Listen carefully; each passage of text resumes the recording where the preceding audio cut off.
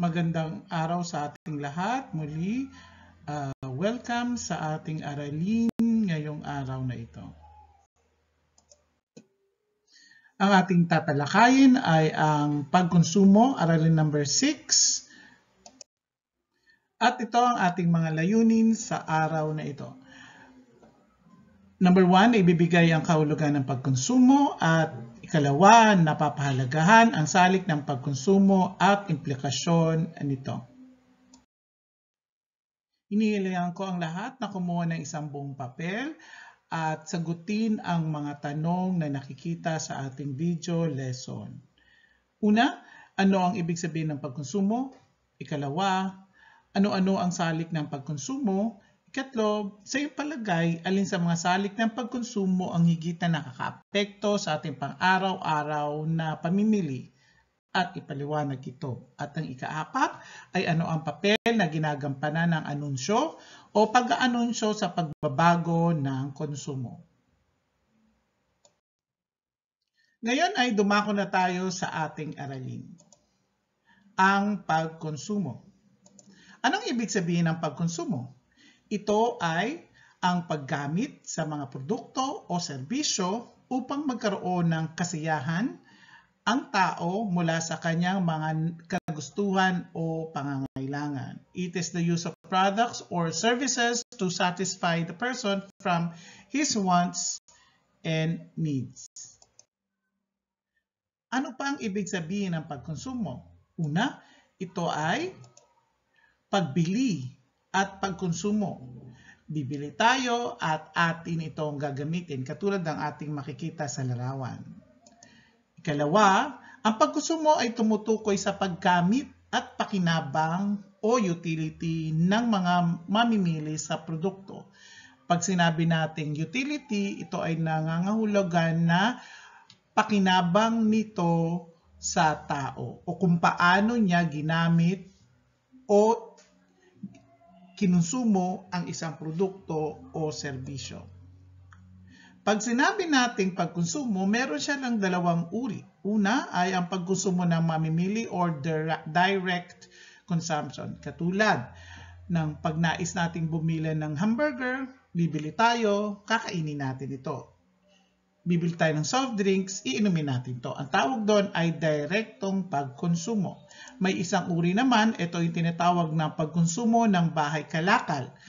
Ibig sabihin, kung kailangan ng isang factory na gagawa ng sapatos, bibili siya ng mga ingredients o mga sangkap o mga materyales sa paggawa ng sapatos bago ito makalika ng sapatos para pambenta. Ang tawag naman nito ay mga pagkonsumo ng bahay kalakal. Maliban doon, merong iba pang uri ng pagkonsumo. Una ay ang tuwiran.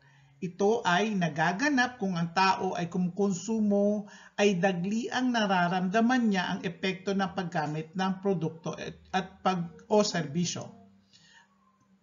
Ito ay halimbawa ng mga pagkain at tubig. Ayan, pananamit. Ikalawa naman ay ang produktibo o sa Ingles ay productive. Ito ay nagaganap kung isang produkto ay ginagamit upang makalikha pa ng panibagong produkto. Halimbawa, gagawa tayo ng isang tinapay. Bibili tayo ng mga sangkap sa paggawa ng tinapay tulad ng harina, margarine, at iba't iba pa sa paglikha ng tinapay na maaari nating ibenta. Ang tawag dito ay productive. Mga ingredients or raw materials, mga bahay na pwede nating parentahan, at mga alahas na pwede rin nating isangla. So ito ay isang mga produkto na tinatawag nating productive na maaari pa nating pakinabangan. Ikatlong uri ay tinatawag nating maaksaya o wasteful. Nangyayari kung ang produkto ay hindi nagdudulot ng kapakinabangan o kasiyahan sa taong gumagamit nito. Halimbawa, yung mga one-time use product katulad ng plastic na pambalot na gagamitin lang at itatapon na pagkatapos. Ang tawag nito ay wasteful. Yung mga decoratives, ayon sa economics, ang pagbili ng mga decorative materials na i-display lang na hindi agarang nakadulot ng tinatawag nating pakinabangan o nagdudulot ng additional na pakinabangan ay maaring tawaging wasteful. At ang panghuli ay ang tinatawag nating harmful o mapanganib na pagkonsumo. Ito ay nagaganap kung ang mga produkto ay nagdudulot ng kapahamakan. Katulad ng mga sigarilyo, alcoholic beverages, at vape. Alam natin na nakakasama ito pero binibili pa rin natin. Iba pa, tulad ng firecrackers o mga paputok na sinasayang isang gamitan lang at sinasayang din. So pwede rin siyang tawaging harmful at pwede rin siyang tawaging wasteful. Ngayon naman, dumako tayo kung sino ang mamimili. Pag sinabi nating mamimili, ito ay tumutukoy sa mga taong bumibili at gumagamit ng mga produkto at serbisyo upang matugunan ang mga pangailangan at nagkaroon ng kasiyahan. Ibig sabihin nito, ang mga taong kumukuha o nakikipagpalitan ng mga serbisyo at produkto na may bitbit na salapi o pamalit. Ang tawag sa mga ito ay mga mamimili. Nakakaapekto sa mamimili ang tinatawag na kahandaan or preparedness ng isang mamimili. Kung ang isang tao na pupunta halimbawa sa palengke ay walang tiyak na bibilin, magkakaroon muna ng kalituhan o matagal ang pagparaan ng proseso ng pagdedesisyon sa kung ano ang kanyang bibilihin. Ito ay nakakaapekto sa dami at kung ano ang kanyang magiging desisyon sa pagbili. Halimbawa, bibili lang siya ng ulam pero hindi niya espesipikong alam o wala siyang espesipikong kahandaan kung anong ulam ang bibilihin niya, mamimili muna siya sa mga makikita niya sa mga tindahan o sa palengke bago siya bibili. Ang tawag dito ay kahandaan. Ang mga produktong iniisip ng mamimili na pangailangan o kagustuhan niya bago siya bumili. Nakakaapekto din yung kanyang tinatawag na preference sa pagbili ng produkto. Kung ano yung mas gusto niya na bilhin o ang mga kombinasyon ng mga produkto na nais niyang bilhin.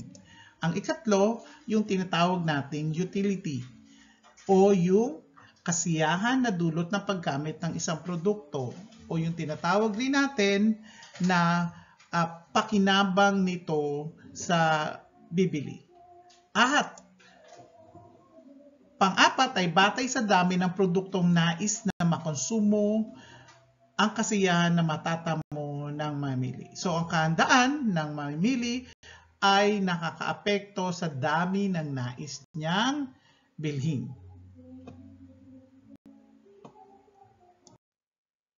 Ang law of diminishing marginal utility ay nakakaapekto sa kahandaan ng mamimili sa pagbili o sa pagpili ng produkto. Pag sinabi nating law of diminishing marginal utility, ito ay nangangahulugan na tumataas ang natatamong kasiyahan sa karagdagang pagkonsumo ng produkto. Subalit, sa patuloy na pagkonsumo ng produkto, bumababa naman ang natatamong marginal utility. Ibig sabihin yan, kung ikaw ay bumili ng isang gusto mong produkto, makakatamo ka daw ng kasiyahan o kagustuhan sa binili mong produkto. Pero kung ito ay patuloy na iyong binibili, maaring bumaba ang natatamong marginal utility o kasiyahan sa nabili mong produkto. Halimbawa, bumili ka ng hamburger. Nagustuhan mo ito. Nagkaroon ka ng mataas na kasiyahan sa produktong ito. Pero kung araw-araw mong bumibili at kumakain ng hamburger, darating ang punto na bababa ang natamong marginal utility to the point na ayaw mo nang bumili ng produkto dahil ikaw ay nagsasawa na.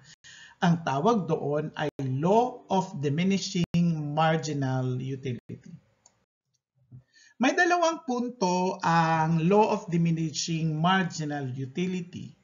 Una, mahalagang maitakda ng mamimili ang dami ng bibiling produkto upang hindi bumaba ang pakinabang mo sa isang nabiling produkto. Kailangan itakda mo ang dami ng bibiling produkto para hindi ito masayang o manghinayang o kaya magsawa.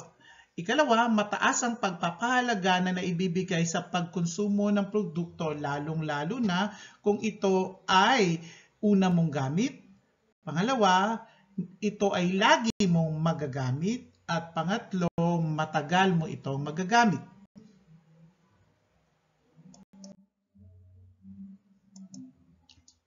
Ang kasiyahan mula sa pagkonsumo ng tinapay na makikita natin, ang chart or ang table ay isang halimbawa ng paggalaw ng tinatawag na law of diminishing marginal utility. Sa isang theoretical na pagtingin, makikita natin sa unang biniling produkto, ang iyong total utility ay 20 utils. Pag sinabi nating utility, ito ay isang theoretical na pagsukat ng iyong pakinabang sa isang produkto. Ang marginal utility mo ay 20 din. Subalit, habang dumadami ang nakokonsumo mo, bumababa ang iyong marginal utility o kasiyahan. So, ibig sabihin, sa punto ng ika-4 at ika-5 produkto, maari na magdadalawang isip ka na kung bibilhin mo pa o gagamitin mo pa ang produktong ito. Kasi isa na lang ang punto ng iyong level ng kasiyahan o ng iyong utility. Sa ika-5 produkto, halos wala na. Ibig sabihin, nagsawa ka na o naubos mo na o nagamit mo na lahat ng iyong pakinabang sa produkto na ito. Tignan, makikita natin ang kurba ng marginal utility sa ganitong anyo. So sa una mong produkto, makikita natin na ang daloy ng linya ay pababa. So habang patuloy mong ginagamit ang isang partikular at pare-parehas na produkto, bumababa ang iyong marginal utility or ang iyong pakinabang sa nasabing produkto. Ngayon naman, tignan natin ang mga salik na nakakaapekto sa pagkonsumo or factors that affect consumption. Una ay ang pagbabago ng presyo. Ikalawa, inaasahan. Ikatlo, kita. Pang-4, pagkakautang. Pang-5, demonstration effect o ginagaya ng tao ang kanilang nakikita, naririnig, napapanood sa iba't ibang uri ng media. Una nating talakayin ay ang pagbabago ng presyo. Sa pagbabago ng presyo, tumataas o bumababa ang produktong kinukonsumo ng mamimili dahil sa pagbabago ng presyo. Halimbawa, kung nais mong bumili ng bigas sa halagang 50 pesos at ang iyong salapi ay 100, makakabili ka ng 2 kilong bigas. Subalit, kung tumaas ang presyo ng bigas na magiging 60 pesos, maaring 1.5 kilong bigas na lang ang iyong mabibili dahil hindi na nagkakasya ang pera sa pambili nito. So, ibig sabihin, pag tumataas ang presyo ng bilihin at nanatili ang iyong kita ay parehas, bumababa ang bilang na nabibili mong produkto. Pero pag bumababa naman ang presyo ng mga bilihin, maaring dumami ang mga produkto na iyong mabibili. Ikalawa ay ang kita. Ibig sabihin nito, habang lumalaki naman ang kita ng tao or ang income or sariling salapi ng tao, lumalaki rin ang kanyang kakayanan sa pagkonsumo ng mga produkto o serbisyo. Ayon yan kay John Maynard Keynes sa Theory of Employment, Interest, and Money. Ibig niyan sabihin, kung ang iyong buwan ng kita ay 20,000, ang kaya mo lang bilhin na mga produkto at serbisyo ay 20,000 lang o humigit kumulang 20,000. Pero kung ang iyong kinikita ay 100,000 sa loob ng isang buwan, maaari kang bumili ng humigit kumulang sa 100,000 ng mga produkto at serbisyo.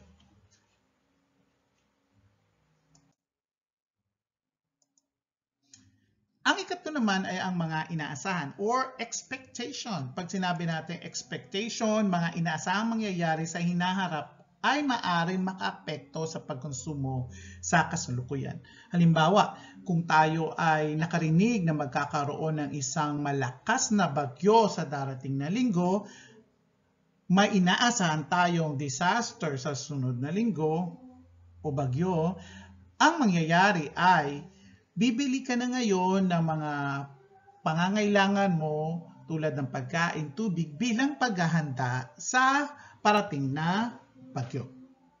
O kaya naman, kung nabalitaan mo na bibigyan ka, sinabi ng ninong mo na bibigyan ka ng 1,000 sa birthday mo sa sunod na araw, inaasahan mo na magkakaroon ka ng pera, kaya maaari kang gumastos, gastusin ang natitira mong pera ngayon kasi meron kang inaasahan na salapi na makukuha sa susunod na mga araw. Ang tawag doon ay mga expectation.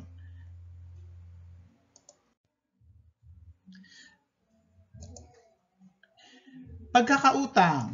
Ang ibig sabihin nito ay nangungutang ang tao kapag ang kakayanan ng kanyang pera o kita ay kulang sa nais niyang bilhin.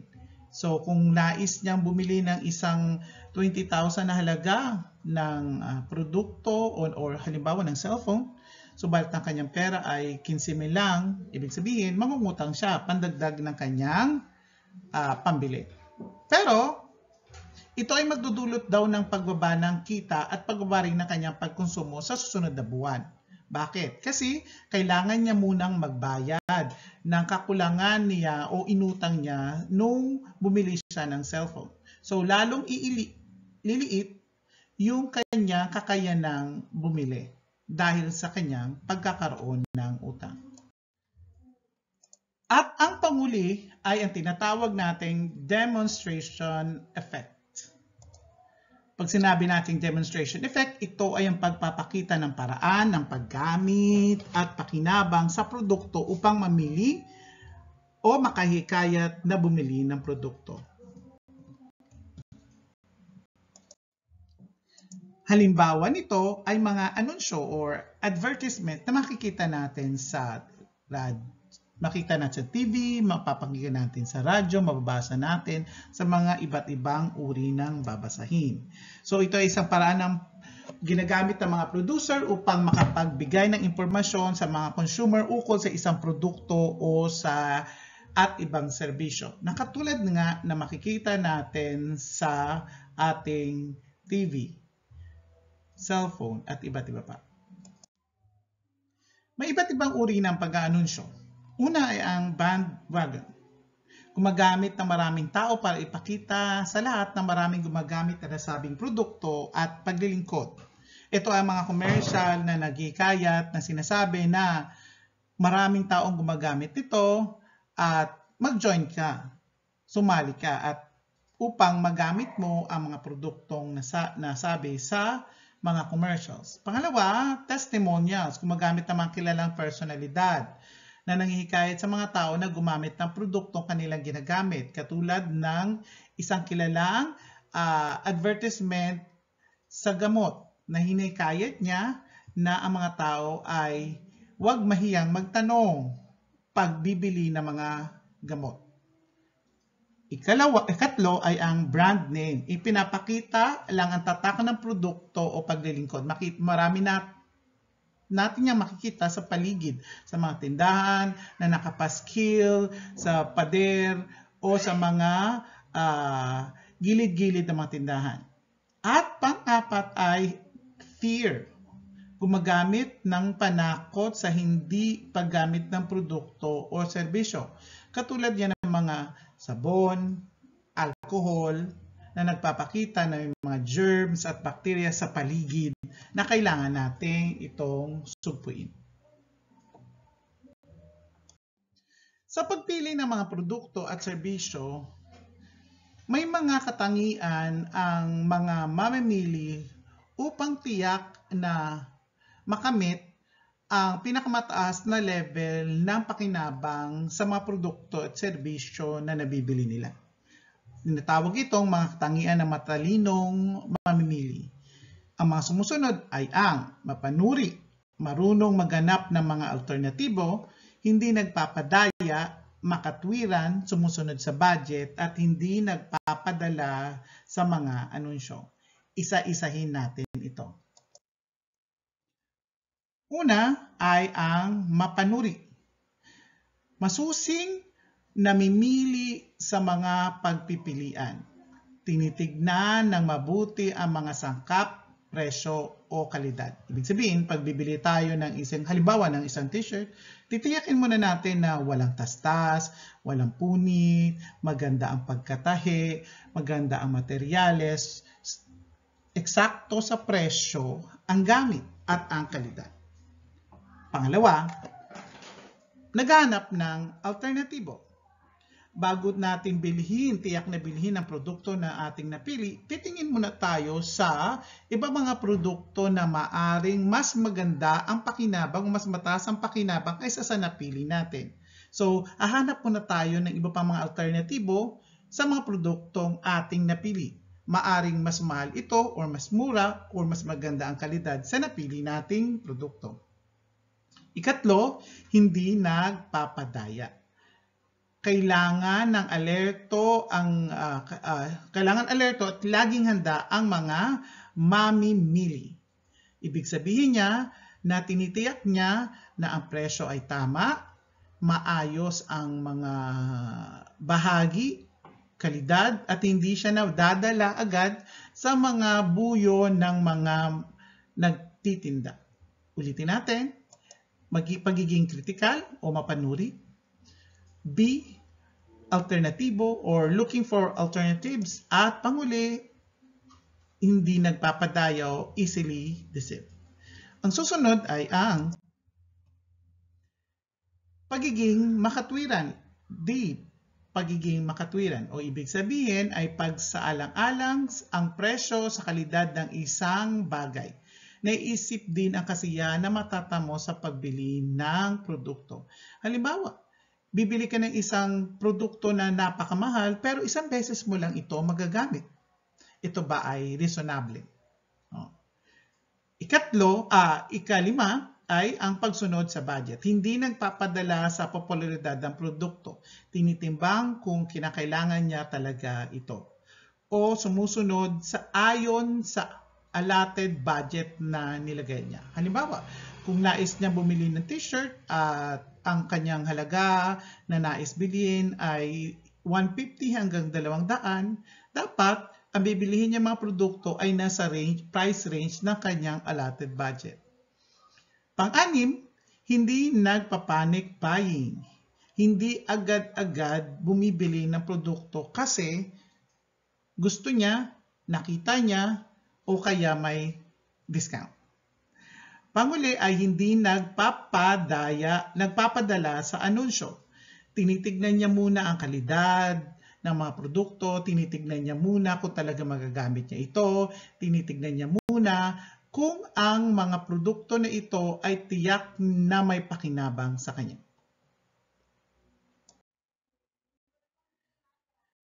Ngayon ay tapos na tayo sa ating aralin at bilang paalala, life is not a race, but a journey to be savored each step of the way.